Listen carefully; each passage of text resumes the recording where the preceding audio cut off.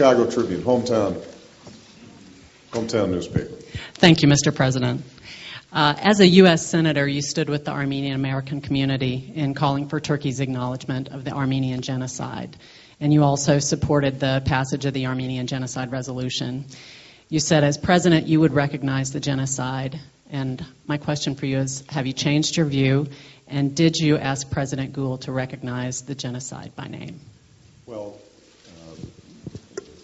my views are on the record, and I have not changed views. What I have been very encouraged by is news that under President Gül's leadership, you are seeing a series of negotiations, a process in place between Armenia and Turkey to resolve a whole host of long-standing issues, including this one. I want to be as encouraging as possible around those negotiations, which are moving forward and could bear fruit very quickly, very soon. And so as a consequence, what I want to do is not focus on my views right now, but focus on the views of the Turkish and the Armenian people. If they can move forward and deal with a difficult and tragic history, then I think the entire world should encourage that. And so what I told the President was I want to be as constructive as possible in moving these issues forward quickly. And my sense is that they are moving quickly. I don't want to, as the President of the United States, preempt any possible arrangements or announcements that might be made in the near future. I just want to say that we are going to be a partner in working through these issues in such a way that the most important parties, the Turks and the Armenians, are finally coming to terms in a constructive way. So if I understand you correctly, your view hasn't changed, but you'll put in abeyance the issue of whether to use that word in the future? What I'd like to do is to encourage President Gül to move forward with what have been some very fruitful negotiations. And I'm not interested in the United States in any way tilting these negotiations one way or another while they are having useful discussions. Thank you. I would like to share my views. Obviously, this is a matter which has been discussed at great length. This is not a legal matter or political matter. This is a historical matter dating back to 1915 during the conditions of the First World War. At that time, the Ottoman Empire was at war, fighting at four frontiers, and certain of its citizens inside its territories were provoked, and a struggle ensued afterwards, and a lot of people, some people have died. However, it must not be forgotten that there was a great loss, especially by the Muslim people from the Balkans to the Caucasus. Very, very large numbers of Muslim Turks were made homeless, uprooted, and they had to move. And during this strife, something happened there. And since that time, it is necessary that people must not have enmity towards each other, must not make an issue.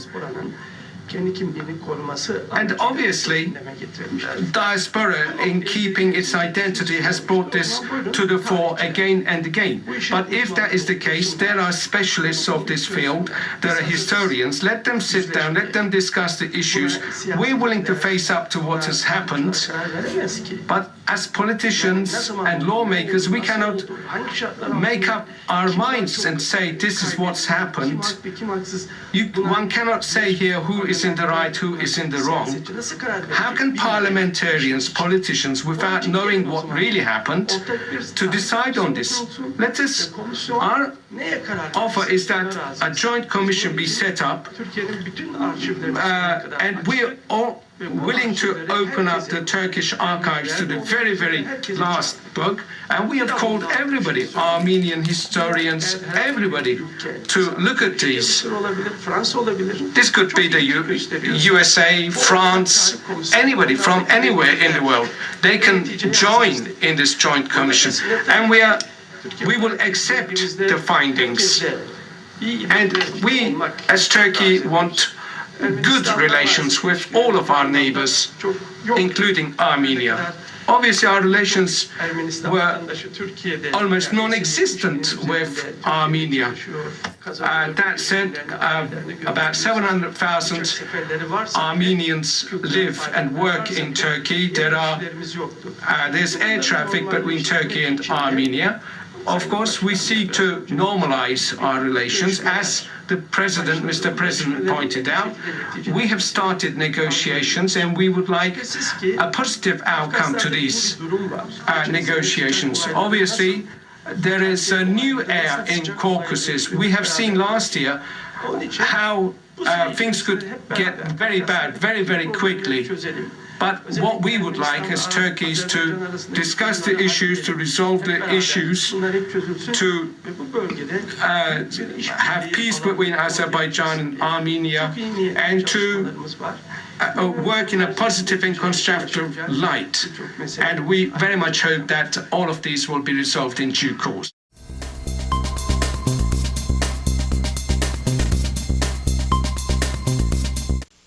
Human endeavor is by its nature imperfect.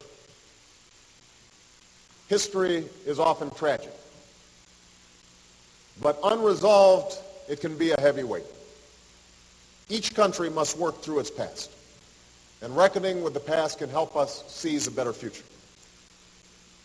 I know there are strong views in this chamber about the terrible events of 1915.